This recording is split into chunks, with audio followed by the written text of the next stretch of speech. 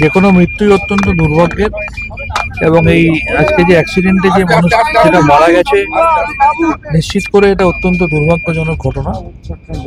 এইখানে যে গাড়ি কাটাইয়ের কাজ হয় সেটাকে রেগুলারাইজ করার জন্য আমরা সবসময় সচেষ্ট থেকেছি। আমি যখন কাউন্সিলর ছিলাম তখন থেকে পুলিশ প্রশাসন পৌরসভা সবার সাথে কথা বলে যাতে সুষ্ঠুভাবে আইন মেনে বিধিসম্মতভাবে হয় সেটা সবসময় আমরা সচেষ্ট থেকেছি, এবং বিভিন্ন সময় পুলিশ প্রশাসন পৌরসভার সাথে আমরা যোগাযোগও করি। আমি যখন কাউন্সিলর ছিলাম তখনও করেছি, এখন যিনি কাউন্সিলর আছেন তখনও একদিও করেন। তবে যে ঘটনাটা ঘটেছে সেটা অত্যন্ত দুর্ভাগ্যের।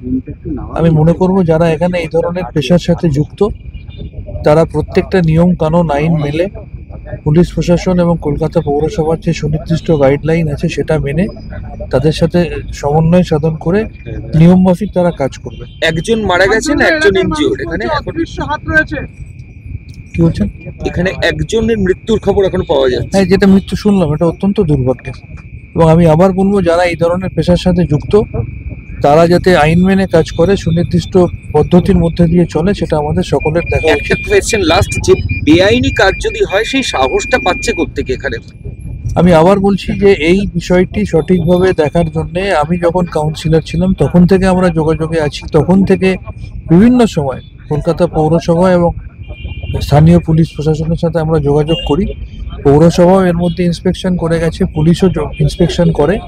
তার সত্ত্বেও যদি কেউ লুকিয়ে চুরিয়ে বেআইনি কাজ করে থাকে, আমি আশা করব প্রশাসন পুলিশ সদর্থক ভূমিকা নিয়ে তাদের বিরুদ্ধে পদক্ষেপ নেবে। তার কারণ আমরা কোনোভাবেই কোনো ধরনের বেআইনি কাজকে প্রত্যক্ষ পরোক্ষ কোনোভাবেই আমরা কখনো সমর্থন করিনি, ভবিষ্যতেও করব না। ঠিক আছে, 50 বছর ধরে হচ্ছে এটা। দীর্ঘদিন প্রায় 40-45 বছর একাধিকবার রাস্তা তৈরি করা হয়েছে, এখানে নতুন রাস্তা তৈরি করা হয়েছে, সামনে টয়লেট। না না, মালিকের কোনো হাত আছে বলে মনে হচ্ছে না। এখানে যারা দখল করেছে তারা কোত্থেকে শক্তি পেয়েছে সেটা তো বলতে পারছে না। যারা দখল করে কাটাই করছে এগুলো, যারা দখলদার কাটাই করেছে নাম জানি, কাউন্সিলরের কথা শুনছে না।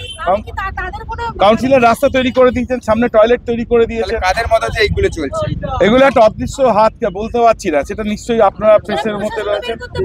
প্রশাসনের দেখুন, প্রশাসনের দায়িত্ব আমি নেই না, প্রশাসনকে ব্যর্থ বলবো না, তারা তো এসছেন। আসলে তো হবে না, থানা থেকে ঢিলচোড়া দূরত্বে আপনি বলছেন কাউন্সিলরের কথা শুনছে না, তাহলে প্রশাসন কেন কোনো ব্যবস্থা? থেকে নিশ্চয়ই একটা শক্তি তো পেয়েছে। সেই অদৃশ্য শক্তি কি? আপনারা মিডিয়াতে রয়েছেন, আপনাদের কাছে অনুরোধ করবো আমরা যে আপনারা এই অদৃশ্য শক্তি থেকে আমাদের মুক্ত করে স্মৃতি অঞ্চলের মানুষকে বাঁচাবেন। আমি 2 নম্বর ওয়ার্ডের তৃণমূল কংগ্রেসের দপ্তর।